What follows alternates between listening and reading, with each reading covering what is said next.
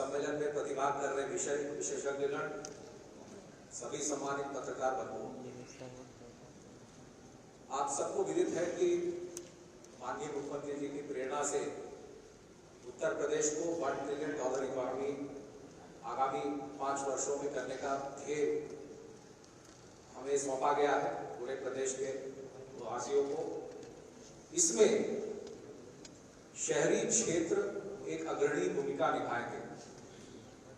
अभी तक हम लोग अर्बन प्लानिंग कर रहे थे, यूपी एक्ट है 1973 का, उसके तहत ये ज्यादातर रेगुलेटरी मैकेनिज्म हुआ करता था अर्बन प्लानिंग का, जिसमें कि ग्रीन्स को और इंस्टीट्यूशन को, कमर्शियल को इस प्रकार से हम लोग देख करके अलग अलग रूप में विभक्त करके उसको नियोजित कर रहे थे।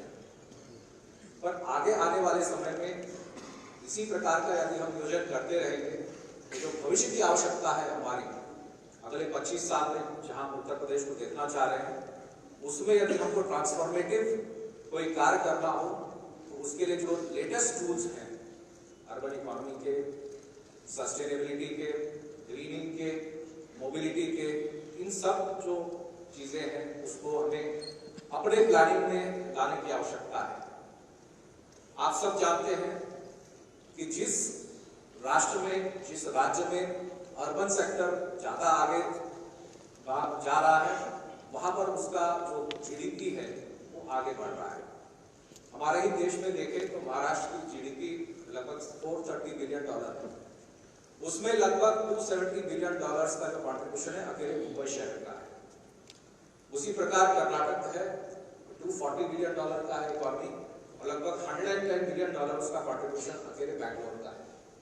तो यदि हम परिकल्पना कर रहे हैं कि $1 ट्रिलियन हमें इकोनॉमी बनाना है, तो शहरी क्षेत्रों में उसी प्रकार से उनका कॉन्ट्रीब्यूशन हमें बढ़ाना पड़ेगा। ये अच्छी बात है कि अभी उत्तर प्रदेश में उस लेवल का अर्बनाइजेशन नहीं है जो कि बाकी अन्य राज्य है, जैसे महाराष्ट्र है, तमिलनाडु है, कर्नाटक है, जो 50% और उसके ऊपर अर्बनाइजेशन पहुंच चुके हैं। लेकिन आगामी आने वाले 25 साल में हम देख रहे हैं कि यूपी भी 50% अर्बनाइजेशन की तरफ जा रहा है। इसकी आवश्यकता को देखते हुए आज की सर कार्यशाला आपके सौजन्य से सर यहाँ किया जा रहा है। मैं अनुग्रहित हूँ कि आपने इस महत्वपूर्ण समय में, आपने बहुत कम समय में आने का, अपना इसमें सहभागिता देने का हमें समय दिया सर। और इस कार्यशाला में मैं ये भी कहना चाहूँगा कि श्री केशव वर्मा जी और उनके लगभग 50 उन्होंने चिन्हित विषय विशेषज्ञ जो हमारे देश के सबसे अग्रणी अर्बन प्लानर्स हैं, अर्बन इकोनॉमिस्ट हैं, सस्टेनेबिलिटी के जो नॉलेज लोग हैं, उनको सर हमने यहाँ पर आमंत्रित किया है और सेशंस भी उसी प्रकार किए गए हैं, ताकि आज के जो माहौल है, आज के परिवेश में जो भी हम वर्ल्ड क्लास प्लानिंग जिसकी आवश्यकता उत्तर प्रदेश को है, वो हम सर दे सके। आपके मार्गदर्शन में सर हम इसको कार्य को कराना चाहेंगे। इसीलिए सर आज के इस कॉन्क्लेव को हम आपके माध्यम से आगे इसको बढ़ाने का हम प्रण लेते हैं। और मैं सर अनुग्रहित हूँ कि आपको, माननीय अरविंद शर्मा जी को, कि चूंकि नगर विकास और आवास विकास ये दोनों साथ साथ चलते हैं नगरीय क्षेत्रों में, आपने भी सर समय दिया है और आपके दोनों के मार्गदर्शन में सर हम इस कार्य को करेंगे। बहुत बहुत धन्यवाद सर, थैंक यू। धन्यवाद प्रमुख सचिव महोदय। माननीय प्रधानमंत्री महोदय की शीर्ष प्राथमिकता वाले कार्यक्रमों में शामिल नगरीय नियोजन की आधुनिक अवधारणा को समर्पित लखनऊ में आयोजित ये कॉन्क्लेव निश्चित रूप से उत्तर प्रदेश की अर्थव्यवस्था में सक्रिय सहायता करेगी। भारत सरकार की हाई लेवल कमेटी अपने विशेषज्ञों समेत यहां पर मौजूद है और 400 से अधिक विशेषज्ञ पूरे देश से यहां पर अपने अनुभवों को उत्तर प्रदेश के अभियंताओं के साथ, नियोजकों के साथ साझा कर रहे हैं। अब मैं प्रदेश के शहरी विकास एवं ऊर्जा विभाग के माननीय मंत्री श्री अरविंद शर्मा जी को उनके उद्बोधन के लिए आमंत्रित करता हूं। माननीय मंत्री महोदय।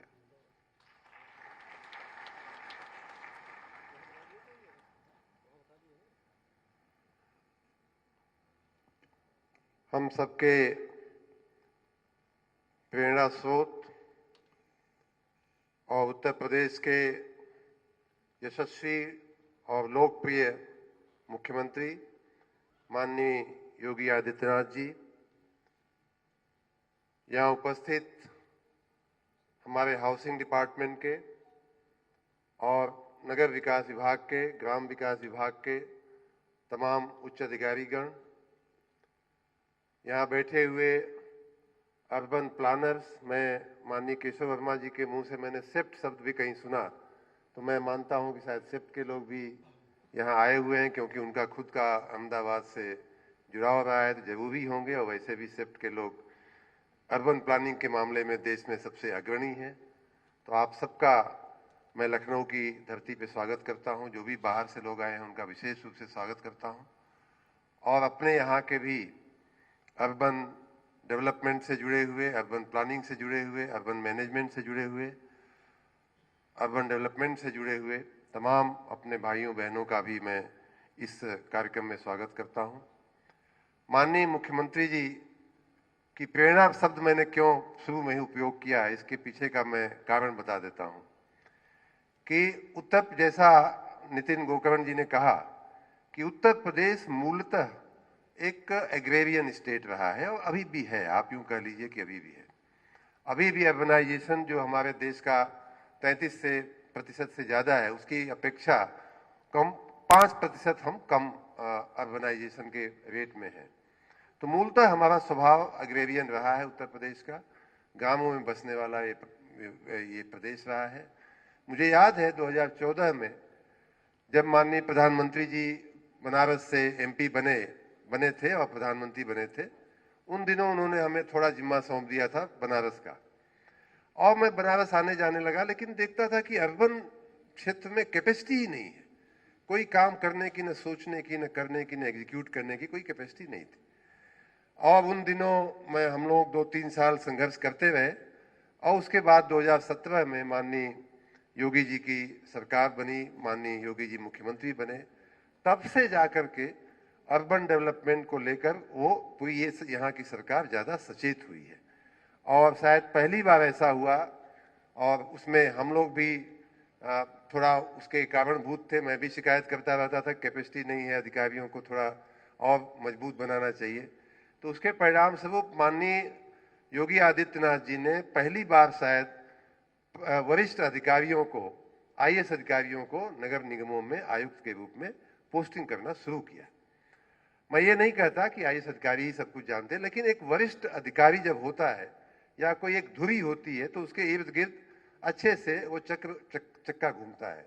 तो ये माननीय योगी जी की बहुत बड़ी अर्बन प्लानिंग, अर्बन डेवलपमेंट के दृष्टि से बहुत बड़ी शुरुआत, बहुत बड़ा योगदान। उसके बाद अनेकों कार्य, यहाँ की स्मार्ट सिटी का कार्यक्रम हो, चाहे जल मिशन का कार्यक्रम हो या स्वच्छ भारत का कार्यक्रम हो, सब में उत्तर प्रदेश बहुत अच्छा करता रहा है। पिछले 5-5.5 सालों में बहुत अच्छे कार्य हुए। मित्रों, मैं स्वयं इस बात को मानता हूं, और आज जो प्लानिंग और मैनेजमेंट के नाम से ये कॉन्क्लेव रखा गया है, तो मैं यूं मानता हूं कि जो मानव स्वभाव है वो बेसिकली हम जो नैसर्गिक बोलते हैं, जो नेचुरल बोलते हैं, वो एक अनऑर्गेनाइज स्वभाव है हमारा आपका। गांव और अर्बन एरिया में, रूरल और अर्बन एरिया में, या किसी रस्टिक और प्लान्ड एरिया में यही फर्क है कि जो रस्टिक होता है, रूरल होता है, जैसे किसी गांव में, अपने गांव जाता हूं तो जहां पेड़ उग गए वहां बगीचा हो जाता है। अर्बन में हम प्लान करके बगीचे लगाते हैं, हम प्लान करते हैं कि कहाँ बगीचा बनेगा, कहाँ स्कूल बनेगा, कहाँ अस्पताल बनेगा, जिससे कि नागरिकों की सुविधा में बढ़ोतरी हो।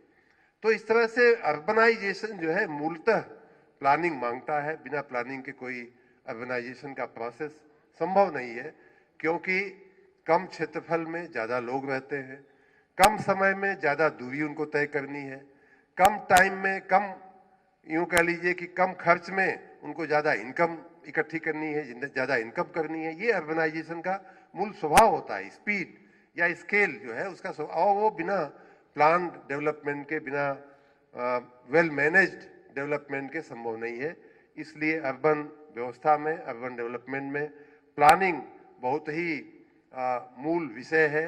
माननीय केशव वर्मा जी को याद होगा, मैं चूंकि गुजरात से जुड़ा हुआ हूँ इसलिए बार बार मैं वहाँ का उदाहरण देता हूँ कि वहाँ अर्बन प्लानिंग को लेकर के कुछ राज्यों में बहुत पहले से ये सोच एक शुरू हो गई थी यहाँ अभी एक 5 साल पुरानी सोच है और अन्य राज्यों में 25 साल 30 साल पहले उनके अर्बन डेवलपमेंट एक्ट्स बन गए हैं, टाउन प्लानिंग की योजनाएं बन गई हैं। तो ये सब चीज़ें अब हमें यूपी में भी धरातल पे उतारनी है और उसमें ये कन्क्लेव आप लोगों का जो चिंतन है, कई टेक्निकल सेशंस हैं, मैंने देखा इसका पूरी रूपरेखा, वो हमें बहुत मदद करेगी। मैं आशा रखता हूँ कि इससे जो निचोड़ निकलेगा, इससे जो मंथन में से जो अमृत निकलेगा, वो हम सबके बहुत ही काम आएगा।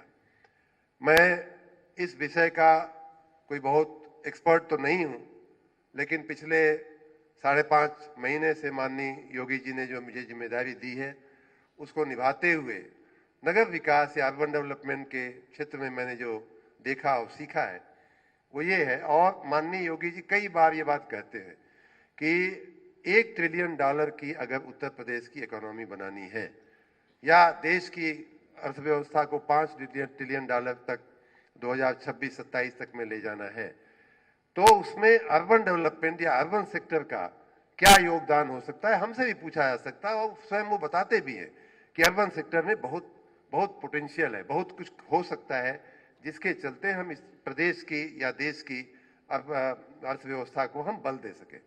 अगर मैं उत्तर प्रदेश की मित्रों बात करूं, तो मैंने अपने माननीय जी के संज्ञान में मैं लाना चाहूँगा कि अभी कुछ ही दिन पहले हमने अपने शासनाधिकारियों का, एग्जीक्यूटिव ऑफिसर्स का एक छोटा सेमिनार किया था। उसमें भी मैंने बताया था कि आप देखिए, आप ये मत मानिए कि आप नाली की सफाई कर रहे हो, आप ये मत मानो कि झाड़ू लगा रहे हो या कोई नीचे का काम कर रहे हो। आप यूं मानिए कि आप देश को प्रगति के पथ पर ले जाने में, आप प्रदेश को $1 ट्रिलियन की इकोनॉमी बनाने में आप योगदान दे रहे हो। और कैसे दे रहे हो ये भी मैंने उनको समझाया था, आपको भी बताता हूं। जब झाड़ू लगता है सड़कों पे, जब सफाई होती है सड़कों की मित्रों, तो पूरे देश में, प्रदेश में ही नहीं, आजकल ग्लोबल वर्ल्ड हो गया है, पूरे दुनिया में ये संदेश जाता है कि भारत की या उत्तर प्रदेश की कौन सा शहर जो है साफ सुथरा है। मैं आप लोगों के कृपा से उत्तर प्रदेश की संतान हूं, आप लोगों के आशीर्वाद से, माननीय योगी जी हमारे पूर्वजों के भी, वहाँ की जो हमारी गोरखपुर पीठ है वो हमारी पूज्य रही है, उनके आशीर्वाद से मैंने दुनिया के बहुत सारे बड़े बड़े निवेशकों के साथ मैंने मंत्रणाएं की हैं, देखा है, बैठा हूं उनके साथ। उनके मन में, बाकी तो उनकी इकोनॉमिक्स या फाइनेंशियल जो वो होती है, एनालिसिस होती है, लेकिन जो 2-3 तर्क या विशेष बातें होती हैं वो मैंने उनका पढ़ने का कोशिश किया है। पहला होता है कि वहां की लीडरशिप से क्या उनका व्यक्तिगत संपर्क संभव है क्या, कि संकट के दिनों में क्या वहां के मुख्यमंत्री, क्या वहां के मंत्री, क्या वहां के चीफ सेक्रेटरी, क्या वहां के सेक्रेटरी, क्या संकट के दिनों में उनका हाथ पकड़ने को तैयार होंगे या मदद करेंगे हमको। ये उनकी पहली सोच होती है। दूसरी सोच मित्रों होती है, आप सच मानिए, दूसरी सोच यही होती है कि उनके मैनेजर्स जो जाएंगे, उनकी फैमिली अगर जा करके यहाँ बुंदेलखंड में आकर के कोई विदेशी डिफेंस फैक्ट्री लगाता है, तो उसकी दूसरी सोच होती है कि हमारे लोगों के रहने के लिए क्वालिटी ऑफ लाइफ वहां की कैसी होगी। उसके बिना आप कुछ भी कर लो, कितना भी पावर पॉइंट से उनको समझा लो कि हम ये टैक्स में ये छूट देते हैं, ये देते हैं, वो देते हैं, वो सहमत नहीं होते हैं अगर आपकी क्वालिटी ऑफ लाइफ ठीक नहीं है। तो हम जो झाड़ू लगाते हैं, हम जो नाली साफ करते हैं, हम जो रेस्टोरेंट के सामने से जो दोना पत्तल फेंका हुआ होता है उसको साफ कराते हैं, तो हम क्वालिटी ऑफ लाइफ को ऊपर उठाते हैं। इसलिए हमारा काम, हमारे झाड़ू लगाने वाले का काम, हमारे सफाई कर्मी का काम इसलिए महत्वपूर्ण होता है। और इसीलिए मैं ये भी मानता हूं, इसीलिए नगर विकास मंत्री का काम भी महत्वपूर्ण हो जाता है। तो ये जो काम है वो $1 ट्रिलियन की इकोनॉमी बनाने की तरफ बहुत ही महत्वपूर्ण एक सेक्टर है। दूसरा, मैंने अपने लोगों को समझाया कि अब अर्बन सेक्टर मैकेनाइज्ड हो गया है, ऑटोमेटेड हो गया है। बहुत सी चीजें हम IT बेस्ड करने लगे हैं, चाहे वो जन शिकायतों का निस्तारण हो, चाहे अब प्लानिंग का विषय हो, चाहे मकानों की टैक्सेशन का विषय हो। बिना कंप्यूटराइजेशन, बिना डिजिटलाइजेशन के ये काम अब संभव नहीं है। उसमें बाहर का और देश का, डोमेस्टिक और फॉरेन दोनों ही इन्वेस्टमेंट आने की बहुत बड़ी संभावना है। चाहे आप ट्रैफिक मैनेजमेंट करो, चाहे आप स्मार्ट सिटी के बाकी प्रयोग करो, चाहे आप सॉलिड वेस्ट का मैनेजमेंट की बात करो, चाहे अर्बन लिक्विड वेस्ट की मैनेजमेंट की बात करो, इसमें बाहर से इन्वेस्टमेंट ला, क्योंकि सरकार के संसाधन सीमित हैं। हमें प्राइवेट पार्टनरशिप करनी ही होगी, हमें CSR लाना ही होगा, हमें बाहर का इन्वेस्टमेंट लाना ही होगा। और जो चीजें कमर्शियली वाइबल है उसमें सरकार का पैसा क्यों लगाने का भाई? उसको एक फ्रेमवर्क दो, लोग बाहर के निवेशक आएंगे, पैसा लगाएंगे, अपना 2 पैसा कमाएंगे भी, 2 पैसा नगर पालिका को भी शेयर करके देंगे, आपका काम भी हो जाएगा। तो ये दूसरा कारण मैंने बताया था कि क्यों हमारा काम महत्वपूर्ण है और क्यों हमें इसे संजीदगी से, बड़ी जिम्मेदारी से करना चाहिए। क्यों ये खाली झाड़ू लगाने का या नगर पालिका साफ करने का नहीं, बल्कि राष्ट्र निर्माण का काम है। तीसरा मैंने बताया था उनको, तीसरा क्यों अर्बन सेक्टर और अर्बन एरियाज में काम करना आवश्यक है, वो ये कि जब हम, जैसा मैंने क्वालिटी ऑफ लाइफ से के बारे में बात किया, वैसे ही जो अगल बगल जो फैक्ट्रियां लगती हैं, अगल बगल जो उनके चलते जो और एंसिलरी डेवलपमेंट होते हैं, जो वेंडर्स आते हैं, जो रेस्टोरेंट्स खुलते हैं, जो स्कूल खुलते हैं, अस्पताल खुलते हैं, क्योंकि इन सब चीज़ों के बिना होना नहीं है। ये सब जब खुलते हैं तो उनको भी पानी चाहिए होता है, उनको भी बिजली चाहिए होती है, उनके गटर की, उनके ड्रेनेज की का डिस्पोजल निकासी चाहिए होती है, उनके सॉलिड वेस्ट का, लिक्विड वेस्ट का डिस्पोजल चाहिए होता है। अगर उनको ये तसल्ली नहीं होगी कि भाई हमने फैक्ट्री तो लगा दिया लेकिन हमको ड्रेनेज नहीं मिल रहा है, हमको कहीं इन्वायरमेंट वाले रोक रहे हैं, तो कहीं नगर पालिका वाले रोक रहे हैं, कहीं हमारे हाउसिंग वाले आके रोक रहे हैं, तो वो बेचारा कंफ्यूज होकर आना भी चाहेगा तो भाग जाएगा। तो इसलिए ईज ऑफ लाइफ और ईज ऑफ बिजनेस दोनों ही का अगर एक कोई संगम होता हुआ दिख रहा है तो वो है हमारी अर्बन एरियाज। और ये आश्चर्य की बात नहीं है कि आज भी हमारा जो 25%, 27% जो हमारा अर्बनाइजेशन का रेट है, उसमें भी मैंने पढ़ा है कि हमारा योगदान उत्तर प्रदेश की GDP में 65% है। और ये योगदान जैसे जैसे अर्बनाइजेशन बढ़ेगा, जैसे जैसे हमारी क्वालिटी ऑफ लाइफ बढ़ेगी, जैसे जैसे हमको अपनी अर्बन एमिनिटीज को ऊपर उठाने के लिए हम जैसे जैसे इन्वेस्टमेंट लाएंगे, कराएंगे, वैसे वैसे हमारा जो योगदान है GDP में वो और भी बढ़ता जाएगा। और इस तरफ हम माननीय योगी जी का जो सपना है $1 ट्रिलियन की इकोनॉमी बनाने का, उसमें हम अपने योगदान को भी उत्तर दिन प्रतिदिन बढ़ाते जाएंगे। प्लानिंग का मामला एक और दृष्टि से बहुत महत्वपूर्ण है मित्रों। बहुत 1 मिनट में मैं अपनी बात कह के खत्म करूंगा। वो ये है कि कई बार प्लानिंग के अभाव में बहुत से ऐसी, मैं नगर निकायों में मैं देख रहा हूँ, अर्बन एरियाज में देख रहा हूँ कि जहां मकान नहीं बनने चाहिए वहां भी लोगों ने चीटिंग करके, लोगों को धोखाधड़ी करके, ऐसी जगहों पे प्लाटिंग करके, ऐसी जगहों पे मकान बना दिए हैं कि वहां माननीय योगी जी का बुलडोजर चलाने के अलावा कोई विकल्प ही नहीं। तो इसलिए वो एक नेशनल एनर्जी का ह्रास है, नेशनल एनर्जी का वेस्ट है। हमें क्यों इस स्थिति तक बात को ले जाना चाहिए कि उसे गिराना पड़े? नहीं होना चाहिए। तो इसलिए हम प्लान करके बनाएं, जहां ग्रीन बेल्ट है वहां ग्रीन रखें, जहां हाउसिंग का रेजिडेंशियल एरिया है वहां रेजिडेंशियल रखें, जहां इंस्टीट्यूशनल है वहां इंस्टीट्यूशनल रखें। हम ये कर सकते हैं। तो इसलिए, और वो भी उत्तर प्रदेश जैसे राज्य में जहां मैंने जैसा कहा कि हमारा स्वभाव, हमारा नैसर्गिक जो स्वरूप रहा है, उसमें से अब हम अर्बन की तरफ जा रहे हैं। तो इसलिए प्लानिंग बहुत महत्वपूर्ण है। हमने छोटी छोटी 1-2 पहलें की हैं। हमने एक, आप माननीय प्रधानमंत्री जी ने जो गति शक्ति, PM गति शक्ति का जो एक फ्रेमवर्क बनाया है, तो PM गति शक्ति का जो फ्रेमवर्क है वो तो 200-250 करोड़ रुपए के ऊपर के बड़े प्रोजेक्टों के लिए है और बड़ी योजनाओं के लिए। उसको हमारी नगर पालिका का क्या, हमारी नगर पंचायत का क्या, जो अभी पिछले दिनों माननीय मुख्यमंत्री जी की कृपा से हमारी जो नगर पंचायतें थी उनमें बढ़ोतरी हुई है, नगर पंचायत से नगर पालिकाएं बनी हैं या तो नई नगर पालिकाएं बनी हैं। ऐसे 28 हमारे नवरचित नगर निकाय हैं, नगर पालिकाएं और नगर निगम है। उसी तरह से बहुत सारे का हमने लगभग 52 जितनी नगर पंचायतों का विस्तार किया है। वहां कोई प्लानिंग नहीं थी, अभी तक गांव था, जो जहां जैसे पड़ा था वैसा पड़ा था, वही उसकी सुंदरता थी। हमारी नैसर्गिकता भी हमारी सुंदरता, हमारे यहाँ कहते हैं नमो प्रकृति भद्राय, जो प्राकृतिक है, नैसर्गिक है, उसको भी हमने भद्र माना, उसको भी हमने श्रेष्ठ माना है। लेकिन उसको हम अब आगे ले जाकर के किसी न किसी मोड़ पे उसे प्लानिंग लानी है। तो इसलिए बहुत महत्वपूर्ण है आज का विषय, आज का कन्क्लेव जो है, हमने एक जो छोटा प्रयोग में बताने जा रहा था कि जो एक कदम आगे चल करके फिर हमको एक कदम पीछे मुड़ना पड़ता है, पीछे आना पड़ता है, और उसमें उस प्रक्रिया में बड़ा नुकसान हो रहा है। जैसे हमने सड़क बना दिया, लेकिन जल निगम वाले आए, तीसरे ही दिन सड़क जो है काट करके पाइपलाइन डालने का काम शुरू किया। अब वो पाइपलाइन डालने की प्रक्रिया 3 दिन पहले भी कर सकते थे, रोड बनाने के पहले भी हो सकती थी।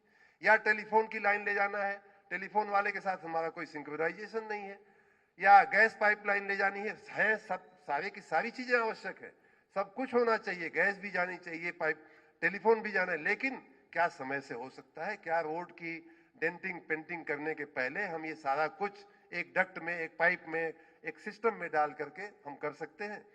उस दृष्टि से हमने पीएम गति शक्ति का जो फ्रेमवर्क है, उसके ऊपर छोटे जो उसका फेस होना चाहिए हमारी छोटी नगर निकाय के लिए, नगर पालिका के लिए, उसके लिए हमने सुगम नाम की एक पोर्टल, एक व्यवस्था आईटी बेस्ड बनाई है। उसका हमने पिछले दिनों हमने डिमॉन्स्ट्रेशन भी अपने पिछला मैंने जो कहा एक वर्कशॉप किया था उसमें किया, लोगों के सुझाव और सूचन लिए। उसको हम चाहेंगे कि यहाँ के जितने अर्बन प्लानर्स हैं, आप लोग भी एक दिन, अमृत आप इसका भी एक प्रेजेंटेशन छोटा सा 5 मिनट का करवा दीजिएगा। यहाँ अगर किसी का कुछ उसमें बेहतरी का सुझाव होगा तो हमें बहुत अच्छा लगेगा उसको और अपग्रेड करने में, सुझाने। कहने का मतलब ये है कि हम प्लानिंग क्या 1 वर्ष, 6 महीने, 3 महीने, 5 महीने की तो कर ही सकते हैं कि भाई ये 5 महीने बाद ये रोड बननी है, उसके पहले बाकी सब एमेनिटीज, बाकी सब सुविधाएं जो है अंदर चली जानी चाहिए। जैसे हम बिल्डिंग बनाते हैं, दीवार को प्लास्टर करने के पहले उसके अंदर हम सारे वायर डाल देते हैं, उसी तरह हम अर्बन में एरिया में करना चाहते हैं। आप लोगों का सुझाव उसमें भी बहुत बहुमूल्य होगा। आप सबने मुझे माननीय मुख्यमंत्री जी के सानिध्य में इस अवसर पे याद किया, बुलाया, उसके लिए मैं बहुत बहुत धन्यवाद देता हूं। और मैं ये भी मानता हूं कि हाउसिंग कहने के लिए एक दूसरा डिपार्टमेंट है, लेकिन हम दोनों डिपार्टमेंट एक दूसरे के पूरक हैं, एक दूसरे के बिना हम आगे नहीं बढ़ सकते। मैं सभी अर्बन प्लानर्स का एक बार फिर से यहाँ अपने विभाग की ओर से, माननीय मुख्यमंत्री जी की ओर से, प्रदेश की ओर से, अर्बन सिनेरियो, अर्बन जो फ्रेमवर्क है उसकी ओर से स्वागत करता हूं। आप सबको बहुत बहुत धन्यवाद, बहुत बहुत धन्यवाद। बहुत बहुत धन्यवाद माननीय मंत्री महोदय। ईज ऑफ लिविंग पर विशेष बल देने वाली उत्तर प्रदेश सरकार ने माननीय मुख्यमंत्री महोदय के मार्गदर्शन में बार बार ये प्रयास किया है कि शहरी विकास के विभिन्न पहलुओं में अभूतपूर्व सुधार किए जाएं, जिससे यहाँ के निवासियों के जीवन की गुणवत्ता बेहतर हो सके।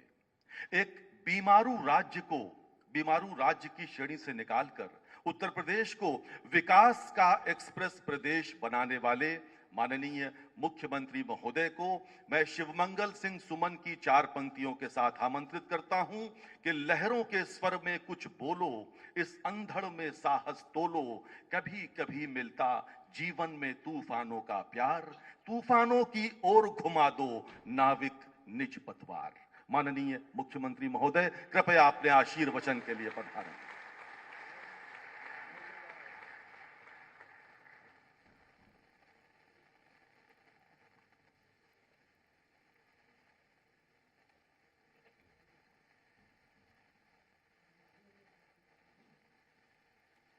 National urban planning and management conclave की आज के इस कार्यक्रम में मंच पर उपस्थित प्रदेश शासन में मेरे वरिष्ठ सहयोगी, नगर विकास और ऊर्जा विभाग के मंत्री श्री अरविंद कुमार शर्मा जी, प्रदेश के कृषि उत्पादन आयुक्त श्री मनोज कुमार सिंह जी, एचएलसी के अध्यक्ष श्री केशव वर्मा जी, प्रमुख सचिव आवास एवं शहरी नियोजन विभाग उत्तर प्रदेश श्री नितिन रमेश गोकर्ण जी, प्रमुख सचिव शहरी विकास श्री अमृत अभिजात जी, आज के इस नेशनल कॉन्क्लेव में उपस्थित इस क्षेत्र के सभी विशेषज्ञगण, नगरीय क्षेत्रों के प्रबंधन से जुड़े हुए सभी उत्तर प्रदेश के हमारे अधिकारीगण और उपस्थित भाइयों बहनों, मैं इस नेशनल कॉन्क्लेव के उत्तर प्रदेश में आयोजन के लिए आदरणीय प्रधानमंत्री जी के प्रति आभार व्यक्त करते हुए आप सभी प्रदेश की राजधानी लखनऊ में आयोजित इस 2 दिवसीय कॉन्क्लेव में यहाँ पर उपस्थित हुए हैं, मैं आप सबका हृदय से स्वागत करता हूँ। यह हमारे लिए बहुत महत्वपूर्ण है। उत्तर प्रदेश देश की आबादी का सबसे बड़ा राज्य है। 24 से 25 करोड़ की आबादी का यह राज्य अगर देश की विकास की प्रक्रिया में कहीं पिछड़ता है तो भारत विकास की उन बुलंदियों को छूने में पीछे रह जाएगा। और आज के दिन पर आप सबने देखा होगा, पिछले 8 वर्ष में प्रधानमंत्री मोदी जी के नेतृत्व में अनेक कार्यक्रम प्रारंभ हुए। उन कार्यक्रमों के बारे में, उनकी सफलता के बारे में एक बात के बारे में बहुत स्पष्ट लोगों को आशंका रहती थी कि अगर यह योजना उत्तर प्रदेश में सफल हुई तो ये योजना देश के अंदर सफल हो जाएगी, और अगर उत्तर प्रदेश इसमें उन लक्ष्यों को प्राप्त करने में विफल रहा तो इस योजना के पूर्ण होने और इसकी सफलता में स्वयं प्रश्न चिन्ह खड़ा हो जाएगा। इतनी बड़ी आबादी का राज्य देश के अन्य कुछ प्रमुख राज्यों की तुलना में जो अर्बनाइजेशन की उत्तर प्रदेश की गति थी वह काफी पीछे थी, और जो हमारे पास अर्बन बॉडीज थे भी वहां पर नगरीय क्षेत्रों के सुनियोजित विकास के लिए जिस प्रकार की कार्य योजना तैयार होनी चाहिए थी उसका नितांत अभाव था। उसकी सोच भी नहीं थी, न राजनीतिक इच्छा शक्ति थी, न उस प्रकार की कोई कार्य योजना ही कहीं दिखती थी, और किसी भी स्तर पर वह जमीनी धरातल पर उतरता हुआ नहीं दिखाई देता था। अगर कहा जाए तो नगरीय जीवन एक प्रकार से नारकीय जैसा दिखाई देता था। लेकिन पिछले 5 वर्षों के अंदर जो प्रयास प्रारंभ हुए, आज उसके परिणाम हम सबके सामने देखने को मिल रहे हैं। क्योंकि हम सब जानते हैं कि अगर आदरणीय प्रधानमंत्री जी के संकल्पों के अनुरूप भारत की अर्थव्यवस्था को $5 ट्रिलियन की इकोनॉमी के रूप में बदलना है तो इसमें उत्तर प्रदेश का भी अपना योगदान होना चाहिए। इसके लिए उत्तर प्रदेश जैसे राज्य में जहां पर देश का हर छठा व्यक्ति निवास करता है, इसकी अर्थव्यवस्था भी $1 ट्रिलियन की ओर अग्रसर होना ही चाहिए, और इसके लिए अर्बनाइजेशन एक शर्त है। ईज ऑफ लिविंग और इकोनॉमिक ग्रोथ के लिए अर्बनाइजेशन की जो हमारी अवधारणा है उस पर अगर व्यवस्थित रूप से कार्य हम कर पाएंगे तो स्वाभाविक रूप से एक समय सीमा के अंदर हम इन लक्ष्यों को प्राप्त कर पाएंगे। उत्तर प्रदेश जैसे राज्य में बहुत पोटेंशियल है। ग्रामीण अर्थव्यवस्था यहां की आधार रही है, और उस दिशा में अपने स्तर पर लोगों ने प्रयास भी किए हैं। आत्मनिर्भरता के लक्ष्य को प्राप्त करने के लिए ग्रामीण क्षेत्र हो या शहरी क्षेत्र, दोनों में प्रयास हुए, लेकिन समय के अनुरूप हमने उन्हें बदलने का प्रयास नहीं किया। और विगत 5 वर्ष के अंदर अगर हम देखेंगे उत्तर प्रदेश के अंदर 100 से ज्यादा अर्बन बॉडीज नहीं बनाई गई। भारत सरकार ने स्मार्ट सिटी मिशन के अंतर्गत 10 सिटी को स्मार्ट सिटी के रूप में विकसित करने की कार्य योजना उत्तर प्रदेश के अंदर भी स्वीकृत की, लेकिन उत्तर प्रदेश के अंदर हम लोगों ने शेष 7 अन्य नगर निकायों को अपने स्तर पर भी कन्वर्जन के माध्यम से स्मार्ट सिटी मिशन के अंतर्गत, स्टेट स्मार्ट सिटी मिशन के अंतर्गत उन्हें आगे बढ़ाने की कार्य योजना को तेजी के साथ आगे बढ़ाया।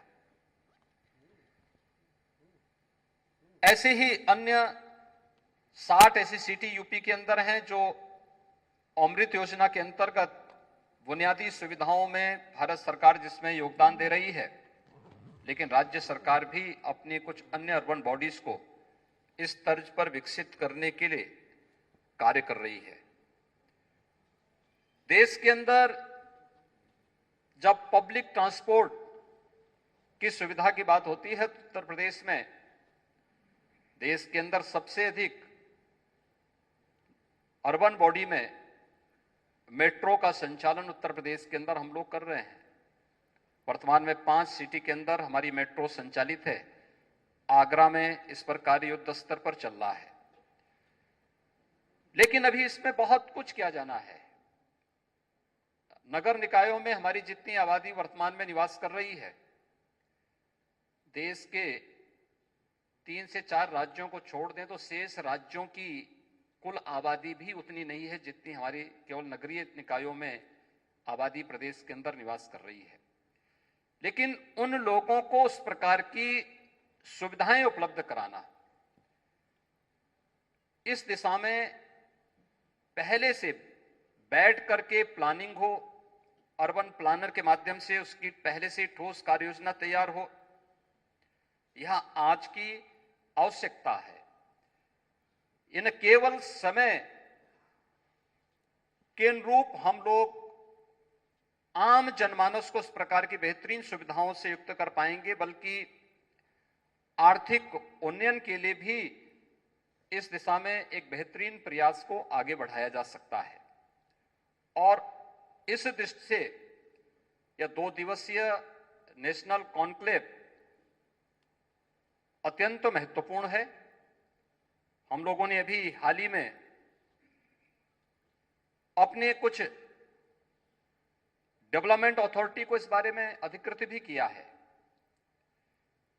कि क्या हम लोग लखनऊ के अंदर आप देखेंगे जहां भी थोड़ा भी अर्बनाइजेशन होता है, अभी सरकार की प्लानिंग चलती ही है कि इससे पहले वहां पर भूमाफिया धमक पड़ते हैं। उनके द्वारा औने पौने दाम पर जमीनों को अपने पक्ष में करने का प्रयास प्रारंभ हो जाता है। अनियोजित तरीके से वहां पर कॉलोनियों का अपने तरीके से निर्माण का कार्य प्रारंभ हो जाता है। वहां पे न कोई कनेक्टिविटी देते हैं, न वहां पर ड्रेनेज की सुविधा होती है, न सीवर की सुविधा होती है, न पेयजल की सुविधा होती है, न स्ट्रीट लाइट की सुविधा होती है, न कोई भी स्कूल कॉलेजेस होते हैं, न हॉस्पिटल होते हैं। और जब वह बना करके अपना मुनाफा कमा करके वह निकल जाता है और जो लोग वहां पर रहते हैं उसके बाद वह स्थानीय स्तर पर राजनीतिक नेतृत्व को पकड़ करके उनके माध्यम से शासन पर दबाव बनाने का प्रयास करते हैं। उनके माध्यम से फिर अपने तरीके से उसके बाद लोगों के द्वारा जिस प्रकार की स्थिति पैदा की जाती है, तो उस प्रकार के वातावरण को बनने के पहले ही अगर हम लोग प्रारंभिक स्तर पर ही इन सब बातों पर ध्यान दे दें कि जो कुछ भी विकास हो वह व्यवस्थित रूप से हो, शहर के अंदर के जो कंजेशन है इसको हम दूर कर सकें। एक सिटी है और सिटी अपने आप में एक आत्मनिर्भर भी बन सके। केवल वहां पर हम ईज ऑफ लिविंग के लक्ष्य को एक आम जनमानस के सुविधाओं से युक्त, वहां पर उसे अच्छा आवास मिले, अच्छी बुनियादी सुविधाएं मिले, आवागमन के अच्छे साधन मिले, शिक्षा के अच्छे संस्थान हो, अच्छी स्वास्थ्य की सुविधा प्राप्त हो। यह प्राथमिकता इस प्लानिंग के अंतर्गत होनी ही चाहिए, लेकिन साथ साथ उन नगर निकायों को आत्मनिर्भरता के लक्ष्य को प्राप्त करने की दिशा में भी हम आगे बढ़ा सकें। इसमें जो कुछ भी प्लानिंग होनी चाहिए उसके साथ ही जोड़ करके हमें उसे आगे बढ़ाना होगा। आज के दिन की स्थिति क्या है? अधिकतर नगर निकाय अपने स्तर पर अपने रिसोर्सेस को उपयोग नहीं कर पाते और वे निर्भर होते हैं केवल शासन के द्वारा मिलने वाले अनुदान पर। वे अपने कर्मचारियों को वेतन भी केवल इस आधार पर दे पाते हैं जब शासन उन्हें पैसा देगा तब वे वेतन देंगे, अन्यथा वेतन देने के भी उनके पास लाले पड़ जाएंगे। वहां पर उनके द्वारा हमेशा कुछ ना कुछ इस प्रकार की चीजें होती हैं। अपने स्तर पर कोई प्लानिंग उनकी नहीं होती है। हर कार्य के लिए जो भी कार्य उनको करना है उन सभी कार्यों के लिए उनकी निर्भरता शासन पर होती है और फिर वहीं से प्रारंभ होता है। उन नगर निकायों में ऐसे तत्वों की घुसपैठ जो स्थानीय स्तर पर न केवल विकास को अवरुद्ध करते हैं बल्कि एक सामान्य नागरिक के जीवन को नारकीय बनाने के लिए भी एक जो गठजोड़ वहां तैयार होता है वह अक्सर हमें नगरीय क्षेत्रों में देखने को मिलता था। आज इसमें काफी सुधार हुआ है, लेकिन इसमें बहुत कुछ करने की गुंजाइश है और मेरा यह मानना है उत्तर प्रदेश जैसे राज्य के लिए जिसने नगरीय विकास के कुछ नए मॉडल प्रस्तुत करने की दिशा में कदम बढ़ाने प्रारंभ किए हैं, इस पर यह जो 2 दिवसीय नेशनल कॉन्क्लेव है एक महत्वपूर्ण भूमिका का निर्वहन कर सकती है। और मैं चाहूंगा कि जो भी हमारे इस क्षेत्र के विशेषज्ञ देश के विभिन्न क्षेत्रों से यहां पर आए हुए हैं, विभिन्न राज्यों से यहां पर उपस्थित हुए हैं, उनके द्वारा जो महत्वपूर्ण सुझाव होंगे उनको तो हमारे यहां के विभिन्न नगर निकायों से आए हुए या डेवलपमेंट अथॉरिटी से जुड़े हुए जो भी हमारे अधिकारीगण हैं वे तो नोट करेंगे ही। जो कुछ आप इन नगर निकायों में या डेवलपमेंट अथॉरिटी में भी जो कुछ अच्छा हो रहा है उसको भी प्रेजेंटेशन के रूप में प्रस्तुत करके उसके बारे में भी कुछ अच्छे सुझाव आप भी ले सकें और लोगों को दे सकें, तो यह जो नेशनल कॉन्क्लेव है इसकी सार्थकता आगे बढ़ेगी। दूसरा, जो कुछ भी आप यहां पर देखेंगे अगले इन 2 दिनों के अंदर जो कुछ भी आपको देखने को यहां पर प्राप्त होगा उसका एक अच्छा प्रेजेंटेशन तैयार करते हुए अपने अपने अथॉरिटी के पास बोर्ड की बैठक में या फिर वहां के स्थानीय जो राजनीतिक नेतृत्व है, खासतौर पर वहां के मेयर के साथ, एमपी के साथ, एमएलए के साथ भी उसका प्रस्तुतिकरण अगर आप उनके सामने इसका प्रेजेंटेशन कर सकें और उनके सुझावों को लेकर के फिर उसके अनुरूप वहां की कार्य योजना को आप बनाएंगे तो इसमें काफी लाभ आपको होगा और उसे आगे बढ़ाने में भी मदद मिलेगी। मुझे पूरा विश्वास है कि आज की एक अर्बन प्लानिंग और मैनेजमेंट आज की आवश्यकता है। प्रत्येक नागरिक को बुनियादी सुविधा प्राप्त करने का अधिकार है।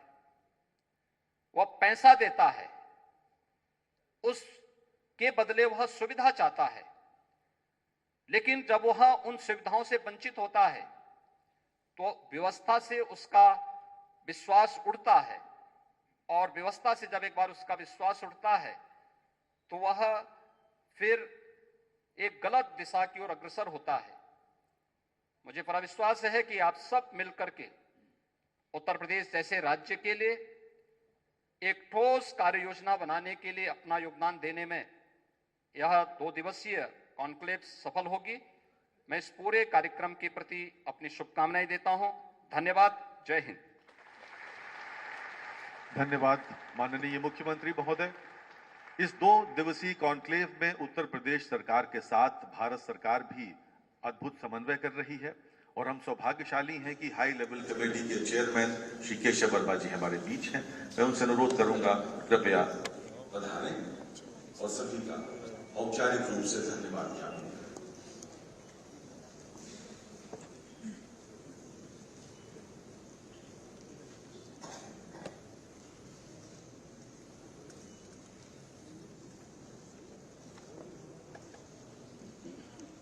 माननीय मुख्यमंत्री जी, माननीय Shri Sharma, minister for urban and energy, ये हमारे खास माननीय रहे हैं गुजरात के साथ, माननीय कहने में अच्छा लगता है।